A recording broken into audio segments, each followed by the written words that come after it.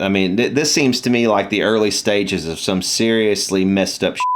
Today's video is sponsored by Native Sons Goods, makers of the highest quality woven guitar, bag, and camera straps you'll ever see. Native Sons straps are handmade one at a time in the USA with unparalleled love and care. Click the link in the description to check out their new expanded lineup featuring all new 3-inch guitar straps. And remember, when you support my sponsor, you support this channel, and I sure appreciate it.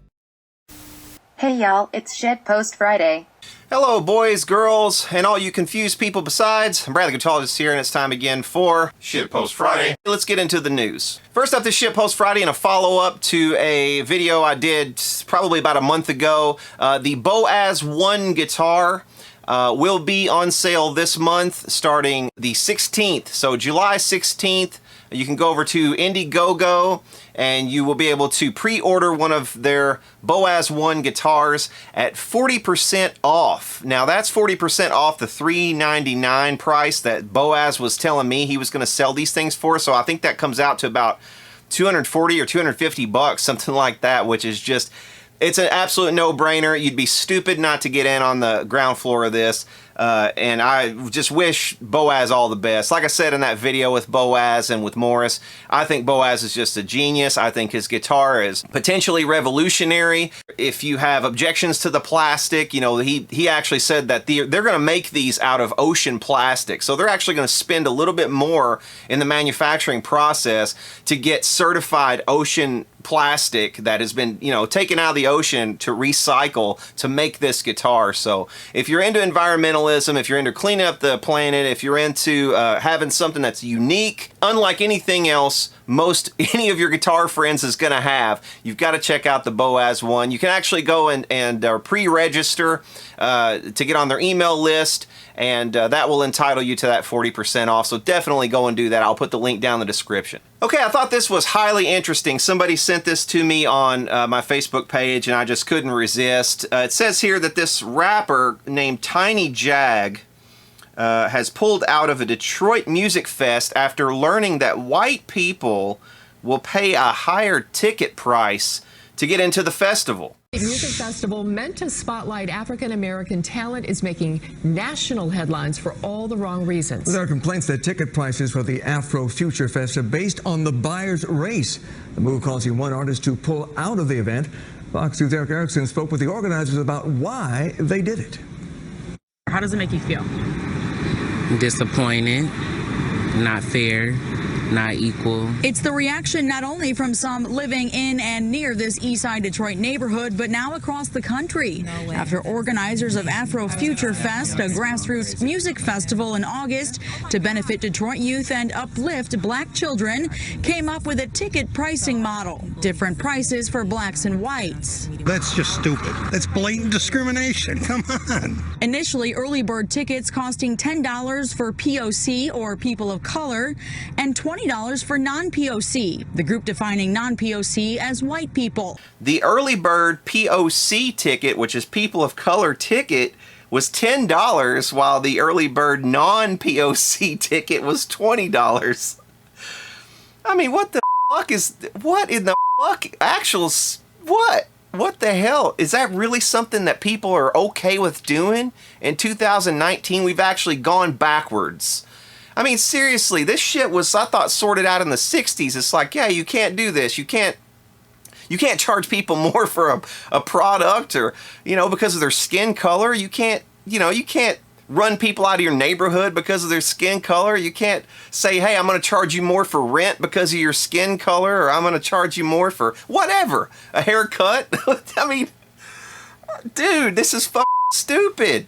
God love her for pulling out of this festival and saying how stupid this is.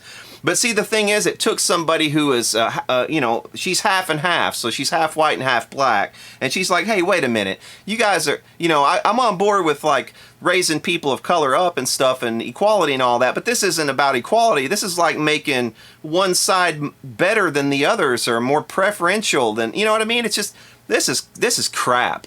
General admission also $20 for people of color and $40 for whites. I shouldn't have to pay $20, and then I'm looking at my neighbor coming across the street that's gonna pay, $40. It's not fair. But organizers say there's a big difference between equality and equity. Considering the wealth gap right now, with where black people are economically in comparison to white people collectively, this is what we need. White people collectively. Rapper Tiny Jag, aka Jillian Graham, who identifies as biracial, pulling out of the festival. The rapper posting on social media saying she felt triggered when hearing of the pricing structure, saying in part, quote, "This does not reflect the views of myself or the Tiny Jag team." This is a crap ideology. This is what, I'll tell you what this is a collectivist ideology at work. And collectivist ideologies are among the most dangerous fucking ideologies you will ever run across in your lifetime. Throughout history, they kind of crop up in these cycles. And if you go back through history, you will see it crop up in these cycles. You had Bolshevism, and then you had Maoism, and you had all this shit that was all this collectivist crap. Mao had decided to mobilize the young people as the driving force of a vast campaign to purify the Communist Party. There was to be a new revolution. I was totally pour my energy, even my life, into it to support whatever Mao asked me to do. And then on the other side of the spectrum, you have individualism. You have the rugged individualism and self-reliance that causes countries to be free. That encourages free markets and volunteerism and free association. And just, this is crazy. And God love this lady for doing this, for just saying, hey, this is dumb. I'm pulling out of this. I don't want any part of this. Half of my family is white, and therefore I think this is, you're being prejudiced against half of my own history, half of my own heritage. And that's the way everybody should look at it. If you believe in scientists, you believe we all came from monkeys anyway, then what the hell, this skin color's nothing. It's nothing. Stop talking about it. Let's get over this crap and let's move on. And just, like I said, I'm so glad that somebody spoke up about this and pulled out of it. And it takes somebody who like her, who, if you look at her, she looks like a black lady. She looks like your typical black lady. But, if you dig into it, she's half white, and she's like, hey, this is bullshit.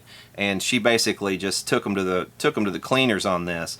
She says, I was immediately enraged just because I'm biracial. Graham told the Metro Times, I have family members that would have, under those circumstances, been subjected to something that I would never want them to be in. And yeah, no doubt.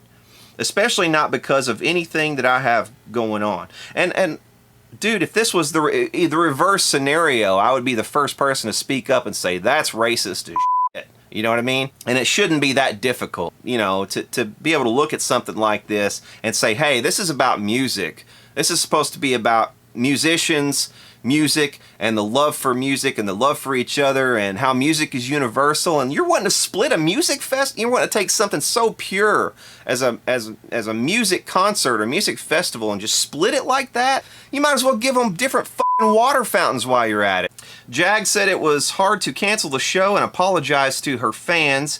It's not fun to withdraw out of shows, especially at home, especially in your hometown. It sucks that this is a thing that puts a wedge here. The AfroFuture Fest shared a message on their event page on ticketing site Eventbrite, explaining their price discrepancy. They explained that their ticket structure was built to ensure people in the community would have an equitable, what does that mean, equitable, chance to enjoy the event. Anybody who's non-white is a POC, so they could be Asian, they could be Hispanic.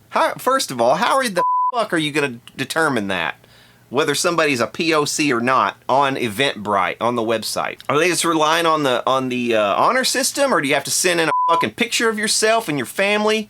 Like, how many generations back do you have to go to ensure you have no white in you? You know what I mean? So that you don't get the white ticket. What the fuck? Here's them explaining why they have POC tickets. Equality means treating everyone the same. Equity is ensuring everyone has what they need to be successful. This is just fucking madness. But I don't want to go among mad people. Our ticket structure was built to ensure that the most marginalized communities, people of color are provided with an equitable chance at enjoying events in their own community. Black Detroit. Is all of Detroit black?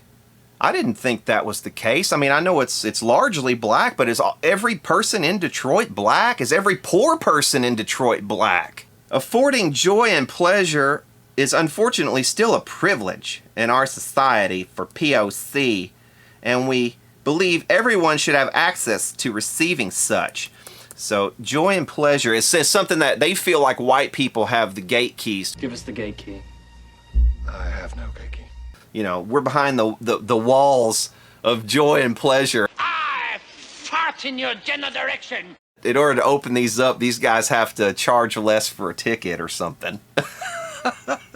We've seen too many times orgasmic events happening in Detroit and other POC populated cities. They use the word orgasmic. Oh, you are so dumb. You are really dumb. And what consistently happens is people outside of the community benefiting most from affordable ticket prices because of their proximity to wealth. You gotta be kidding me.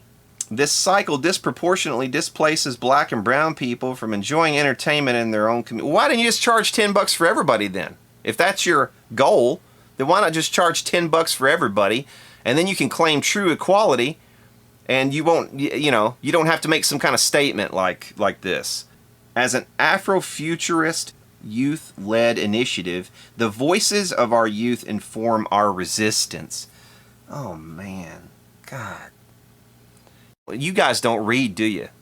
You are not an individual. You're a fucking bot.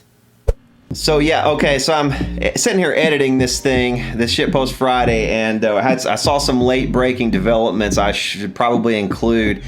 This festival in Detroit called the Kindred Festival has now also removed Tiny Jag from its lineup in retaliation to her removing herself from the other lineup. So she does the right thing and removes herself from this racist, just overtly racist festival. And then this Detroit hip hop music festival removes her in response. So I don't understand, man, what the world's coming to. Anybody who thinks that this is okay, you're so wrong. I don't even know where to begin. The other festival has actually gone back now. They've removed the POC pricing now. Organizers say despite initial support from the community, they have now changed ticket prices to $20 for general admission, with a suggested donation from non-people of color. I mean, it's ridiculous. The organizers go on to say that the only reason they changed the ticket prices is because of the backlash they received. We were receiving threats from racists and white supremacists. So they're saying that the people who objected to this are all white supremacists. God. Oh man, and it gets even better. Here's what the Kindred Festival had to say about this. We respect her choice to step away from an engagement based on her own beliefs. However, the artist's actions have created negative and dangerous effects on members of our community. What exact negative effects would those be? Just their feelings got hurt? That they didn't get to charge Whitey more for a ticket? I know for a fact I have a lot of black people who watch my channel. You guys are absolutely welcome on this channel. I'm not going to charge you more for admission. What were they thinking here? And somebody pointed out, there's a lawyer who pointed out that, yeah, they could be opening themselves up for some lawsuits here. That means this is discriminatory as hell. This media make it, look at this. Okay, so I'm on Twitter. Okay, oh, here we go. Is an organization positively impacting the youth of Detroit, and we stand in solidarity. Anytime anyone says solidarity, you know they're up to no good, because that's one of those buzzwords, man. It's like that's a code word for no thinking. No critical thought is applied here. We're just in solidarity because of who you are, or what you stand for, or what your ideology is, or what your skin color is, or what your sexual orientation, whatever it is. We're just standing in solidarity. You know, that's code for not thinking. That's what that's code for. That you're not an individual, that you're a member of a fucking group. That's exactly the way some people like it, because you're easier to control if you're just the member of a group. If you'll just follow the herd wherever they go, and you're just a member of that group, then they have you corralled. How can you not see this? Think for yourself. Stop listening to what your fucking friends are saying or what the media is telling you to think. You know, think for yourself. Be an individual. Stop being a dipshit.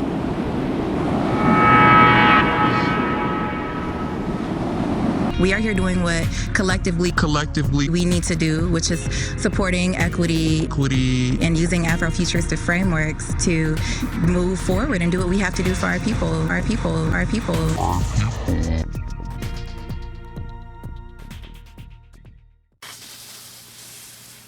All right, so holy shit, on a lighter note.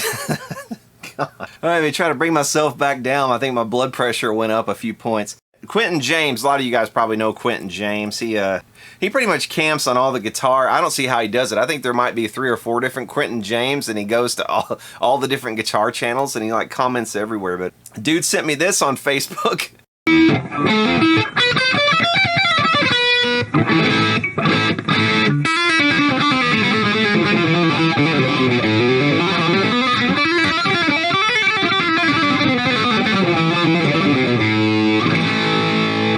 And what this is actually this company stole my identity. They actually stole one of my videos where I was kind of reviewing this product, these stupid finger things. I have them still around here somewhere. I think they're back here. But those stupid finger condoms. This is clearly a pinky one. And it looks like they have little slots here where you can put your fingernails, I guess. But it just, this company just like up and just stole part of my video and just put it up as their own, and they didn't even take the time to sync it. So it's like, so my playing's like all out of sync and everything, and it's like, if that wasn't bad enough, if you go to the comments, like, this thing has been seen by a bunch of people, and it's like they're all like calling me a pussy, and just like calling me a snowflake, and saying I should take up the flute. It's like, man, what have you guys done to me? You're ruining my reputation here. You stole my identity and you've besmirched my name. And if you actually look at my video was like really critical of them. And I was just like making fun of them too. But these dudes think I guess they think I was like the spokesperson for this company. I feel defiled. It's not fair. Pink. This dude's Pink. How appropriate. I bet he plays 9s too. Come on, man. 9s are good strings. What do you got against 9s? I mean, not to mention the fact that it's just totally out of context, and like, you know, the background of the background of my video, it looks like a hoarder's house. My wife pointed this out. She was like, it looks like a hoarder's house. Because it's completely out of context. I think during that clip I was like showing, like, you know, this part over here, and it's like I had a bunch of crap, you know, where and then I'm like, all my shit's grown out and everything, and I'm really unkempt, and it's just like I'm just getting pummeled in these. The dumbing down and pussification are complete. Am I gonna have to hire a lawyer or something here, or what? Because this is like, I've just been besmirched. This is not cool. So that'll do it for the news.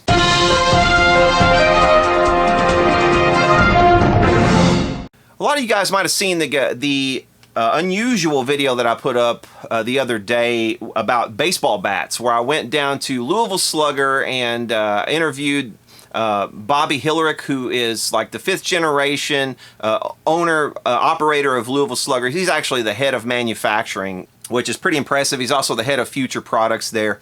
And as I was leaving, he kind of showed me this new bat that they had come out with. And this is a bat that was made by them. It was sent to Fender. Fender actually finished the bat at Fender and then sent it back. And then Louisville Slugger put their decals on and did the final clear coat over it all. And this is kind of what they came up with. And I wanted to open one of these on the channel.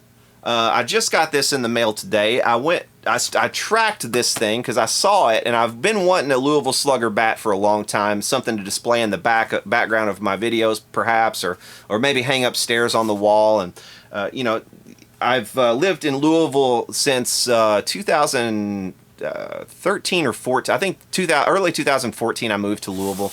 And I've always been a huge fan of Louisville Slugger anyway. I used these bats when I was a kid. I think I was the bat that I was hit in the face with that caused me to have to get a surgery recently on a deviated septum was a Louisville Slugger bat. So I have a long history with Louisville Slugger. Not always the best, I suppose, but you know, I admire Bobby. I admire what his family has been able to do. So I wanted to buy one of these bats, and I think I may have been one of the first people to actually purchase one because I followed it after he showed this to me, and not many people even knew these were for sale. But I want to open this on camera and see what I've gotten here.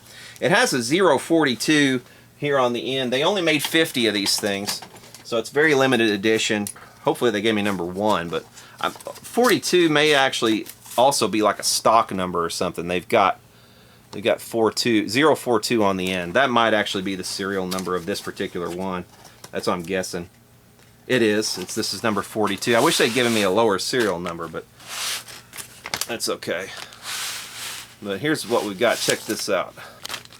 And at the time he said, you know, I couldn't include this in the video because he didn't think that these had been announced to the public yet, and that was something they were keeping secret until after the home run derby at the All-Star game. Wow. So I wasn't allowed to show you guys the footage, any footage of this, but here's what we have. Check this thing out. Like I said, it was finished at Fender to kind of mimic their sunburst, and the white stripe is supposed to be like the pick guard.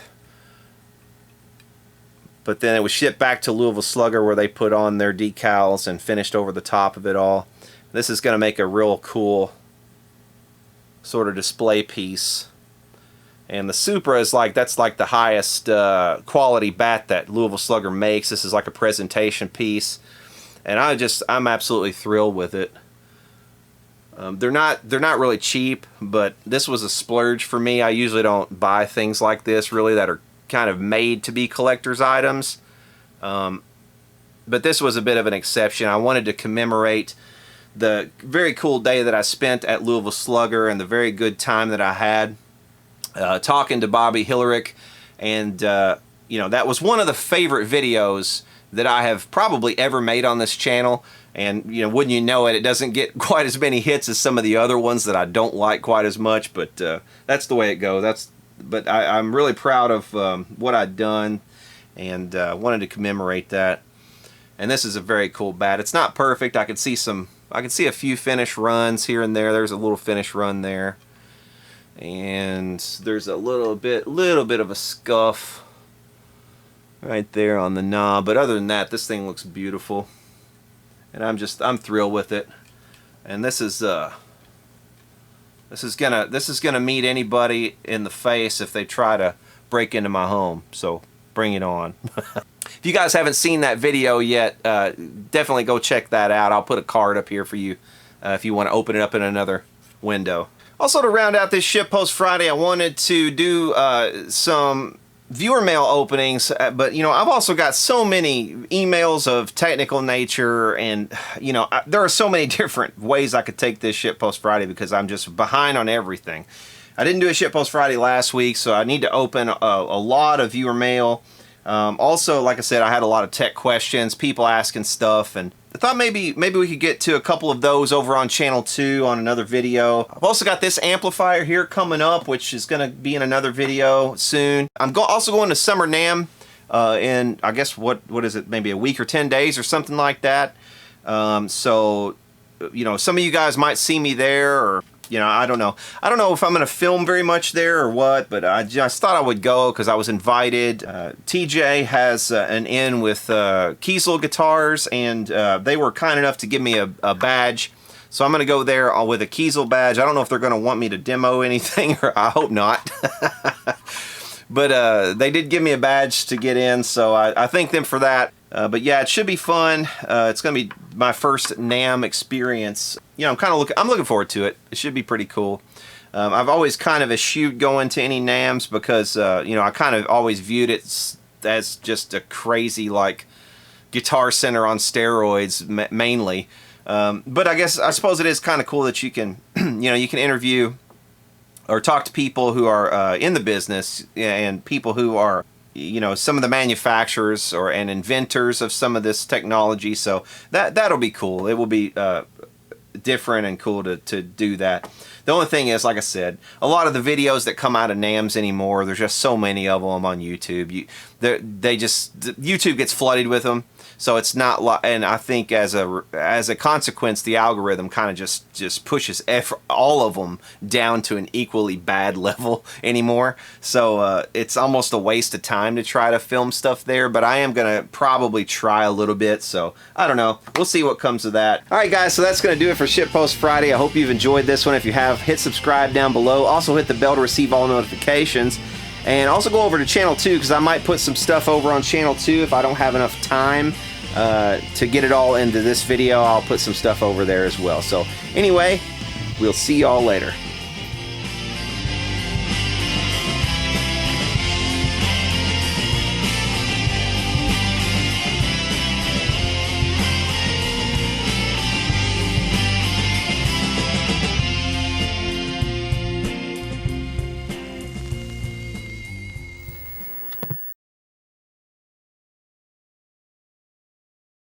I mean, it's ridiculous.